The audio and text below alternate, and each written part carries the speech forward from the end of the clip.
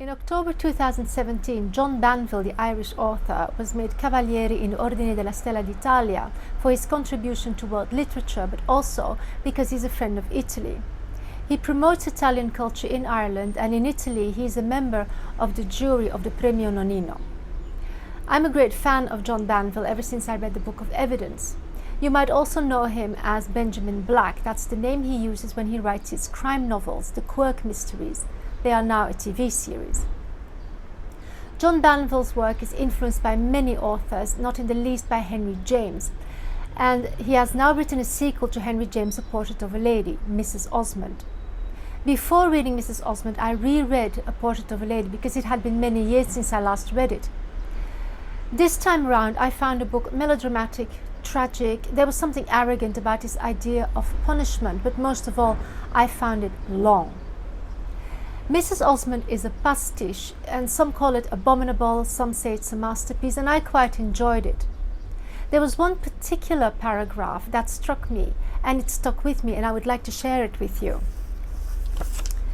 It was Schadenfreude, which meant, as she knew all too well, the taking of pleasure in the misfortunes of others. Trust the precise and finical Teutons, she thought, to compress so broad a concept into a single handy term. Schadenfreude. Many people still think of German as hard, aggressive, too guttural. Maybe they associate German with Nazi German, with Hitler's speeches, with orders being barked at prisoners. At this moment, the most famous German phrase, "Wir schaffen das," is not very sexy either. But German is a language of poetry, of philosophy, of great thinkers. I do not speak German very well. I'm familiar with it, mostly because of my native language, which is Dutch, or Flemish to be precise. I like words like Schadenfreude because they're so compact, they say so much. German seems to have a lot of these words. Zeitgeist, the spirit, the ghost of an era. Vocabulary in German is Wortschatz, a treasure of words. Gloves are Handschuhe, Handschuhe. When Germans are tired of this life, they can experience Lebensmüde. But when they are emotionally safe, when they feel secure, they experience Geborgenheit. When they're homesick, they have Heimweh, but they can go in reverse mode and have Fernweh, this desire, this need to be elsewhere. They also have a sense of humor.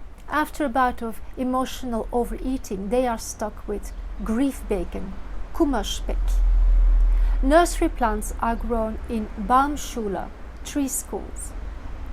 And then there is this very typical feeling only the Germans seem to experience. Frühlingsgefühl, a feeling of spring, spring fever, Germans being frisky.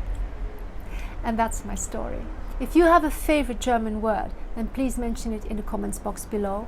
And bitte, bitte, bitte, share, like, subscribe.